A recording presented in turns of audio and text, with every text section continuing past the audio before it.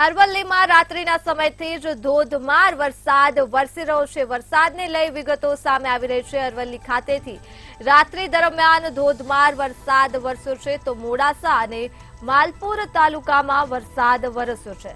ગાજવીજ સાથે મોડાસામાં વરસાદ વરસી રહ્યો છે ત્યારે માલપુરના રાજમાર્ગ પર નદી જેવા દ્રશ્યો સર્જાયા છે। અસહ્ય ઉકળાટ બાદ વરસાદના કારણે વાતાવરણમાં ઠંડક પ્રસરી ગઈ છે। અરવલ્લી ખાતે અરવલ્લીથી વરસાદને લઈ વિગતો મળી રહી છે। મોડાસા અને માલપુર તાલુકામાં વરસાદ વરસ્યો છે। ગાજવીજ સાથે મોડાસામાં વરસાદના દ્રશ્યો જોવા મળ્યા તો માલપુરના રાજમાર્ગો પર નદી જેવા દ્રશ્યો જોવા મળ્યા છે। રાજમાર્ગ પર વરસાદી પાણી વહેતું થયું છે માલપુર તાલુકા ખાતે ત્યારે દ્રશ્યો સામે આવી રહ્યા છે અરવલ્લીથી। અરવલ્લીમાં રાત્રિના સમયથી જ ધોધમાર વરસાદ વરસી રહ્યો છે તો અરવલ્લીના મોડાસા અને માલપુર તાલુકામાં વરસાદ વરસી રહ્યો છે ત્યારે અસહ્ય ઉકળાટ બાદ અરવલ્લીના લોકોએ વરસાદ વરસવાના કારણે રાહતનો શ્વાસ લીધો છે। વાતાવરણમાં ઠંડક પ્રસરી ગઈ છે। વરસાદને લઈ વિગતો મળી રહી છે। અરવલ્લીથી મોડાસા અને માલપુર તાલુકામાં વરસાદ વરસ્યો છે। ગાજવીજ સાથે મોડાસામાં મેઘરાજાએ પધરામણી કરી દીધી છે ત્યારે માલપુરના રાજમાર્ગ પર નદી જેવા દ્રશ્યો પણ જોવા મળી રહ્યા છે। રાજમાર્ગો પર વરસાદી પાણી ફરી વળ્યા છે। મોડાસા અને માલપુર તાલુકામાં વરસાદ વરસી રહ્યો છે। અરવલ્લી ખાતે ગાજવીજ સાથે મોડાસામાં મેઘરાજે આગમન કર્યું છે ત્યારે માલપુરના રાજમાર્ગો પર નદી જેવા દ્રશ્યો જોવા મળ્યા તો અસહ્ય ઉકળાટ બાદ વરસાદ વરસતા જ વાતાવરણમાં ઠંડક પ્રસરી ગઈ છે અને અરવલ્લીના લોકોએ રાહતનો શ્વાસ લીધો છે। મોડાસા અને માલપુર તાલુકામાં વરસાદની વિગતો મળી રહી છે। ગાજવીજ સાથે મોડાસામાં વરસાદ વરસ્યો છે ત્યારે માલપુરના રાજમાર્ગ પર નદી જેવા દ્રશ્યો પણ જોવા મળ્યા છે। અસહ્ય ઉકળાટ બાદ વરસાદ થતાં જ વાતાવરણમાં ઠંડક પ્રસરી ગઈ છે। અરવલ્લીથી વિગતો મળી રહી છે। વરસાદને લઈને મોડાસા અને માલપુર તાલુકામાં વરસાદ વરસી રહ્યો છે। ગાજવીજ સાથે મોડાસામાં વરસાદે આગમન કર્યું ત્યારે માલપુરના રાજમાર્ગ પર નદી જેવા દ્રશ્યો સર્જાઈ ગયા છે તો અસહ્ય ઉકળાટ બાદ વરસાદના કારણે વાતાવરણમાં ઠંડક પ્રસરી ગઈ છે।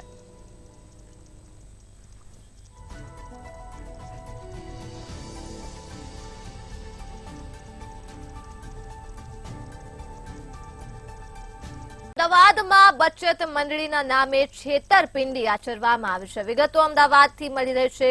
બચત મંડળીના નામે છેતરપિંડી કરવામાં આવી છે તો આ સાથે જ બહેરામપુરામાં 7 કરોડની છેતરપિંડી આચરવામાં આવી છે। સમગ્ર મામલો સામે આવી રહ્યો છે। 2 શખ્સોએ 7 વ્યક્તિને મંડળીઓમાં રોકાણ કરાવ્યું હતું ત્યારબાદ પૈસા પરત માંગતા ખોટા કેસમાં ફસાવવાની આઈસમોએ ધમકી આપી હતી અને ક્રાઇમ બ્રાન્ચમાં છેતરપિંડીની સમગ્ર મામલે હાલ ફરિયાદ નોંધાવવામાં આવી છે તો વિગતો મળી રહી છે। અમદાવાદથી બચત મંડળીના નામે છેતરપિંડી આચરવામાં આવી છે। 2 શખ્સો દ્વારા બહેરામપુરામાં 7 કરોડની છેતરપિંડી આચરાઈ છે ત્યારે 2 શખ્સોએ કુલ 7 વ્યક્તિઓને આ બચત મંડળીમાં રોકાણ કરાવ્યું હતું અને પૈસા પરત માંગતા શખ્સોએ ખોટા કેસમાં ફસાવી દેવાની ધમકી પણ પીડિતોને આપી હતી ત્યારે ક્રાઇમ બ્રાન્ચમાં છેતરપિંડીની ફરિયાદ પીડિતો દ્વારા નોંધાવવામાં આવી છે। વિગતો મળી રહી છે અમદાવાદથી।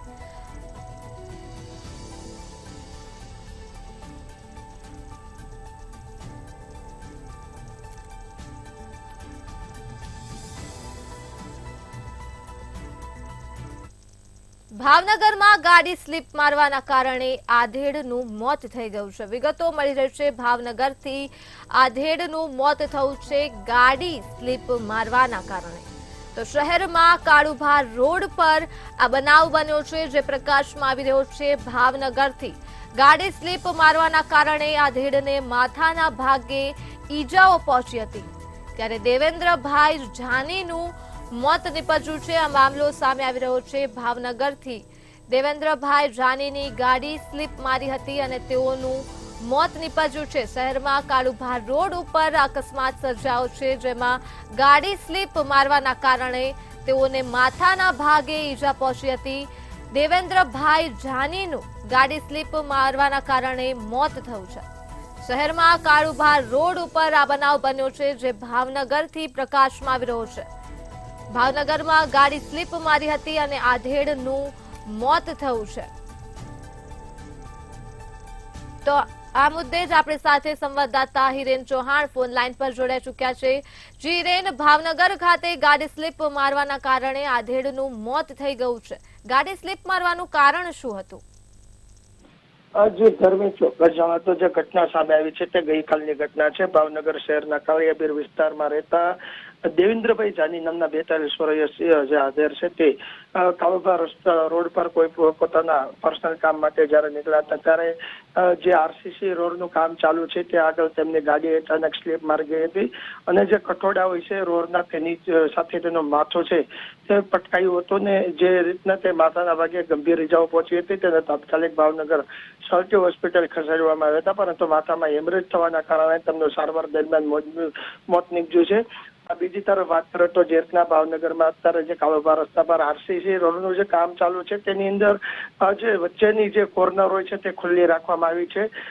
અનેક વાહન ચાલકો અહીંયા પડે છે અને જેના કારણે જે દેવેન્દ્રભાઈ છે તેનું પણ આવી રીતના અકસ્માત થયું, પરંતુ જે સાઈડની કોર્નર હોય છે તે વધારે ભાગે માથાના ભાગે વાગી જતા તેને ગંભીર ઇજાઓ પહોંચી હતી. અને ક્યાંક ને ક્યાંક જે રીતના કામગીરી જે આરસીસી રોડની કરવામાં આવે છે તેને લઈને રોકના અકસ્માત છે તે વધી રહ્યા છે. હાલ તો દેવેન્દ્રભાઈની કહી શકાય કે જે બનાવ બન્યો છે પરિવારમાં શોકનો મોજો ફરી વળ્યો છે. બીજી તરફ પરિવારમાં રોષ પણ જોવા મળે છે. જી દેવેન્દ્રભાઈ. જી હિરેન, વિગતો આપવા બદલ આભાર. તો ભાવનગરથી માહિતી મળી રહી છે આધેડનું મોત નીપજ્યું છે ગાડી સ્લીપ મારવાના કારણે. શહેરમાં કાળુભા રોડ ઉપર આ બનાવ બન્યો છે જે પ્રકાશમાં આવી રહ્યો છે. ગાડી સ્લીપ મારતા જ આધેડને માથાના ભાગે ઈજા પહોંચી હતી. ત્યારે દેવેન્દ્રભાઈ જાની નામક આધેડનું મોત નીપજ્યું છે. વિગતો ભાવનગરથી સામે આવી રહી છે. ગાડી સ્લીપ મારી હતી અને આધેડનું મોત નીપજ્યું છે. તો શહેરમાં કાળુભા રોડ ઉપર આ બનાવ બન્યો છે, જેમાં ગાડી સ્લીપ મારવાના કારણે તેઓને માથાના ભાગે ઈજા પહોંચી હતી અને દેવેન્દ્રભાઈ જાનીનું આ સમગ્ર બનાવમાં મોત થઈ ગયું છે. ભાવનગરથી માહિતી મળી રહી છે ગાડી સ્લીપ મારવાના કારણે આધેડનું મોત થઈ ગયું છે. તો શહેરમાં કાળુભા રોડ પર આ બનાવ બન્યો છે, જેમાં ગાડી સ્લીપ મારવાના કારણે આધેડનું મોત થઈ ગયું છે.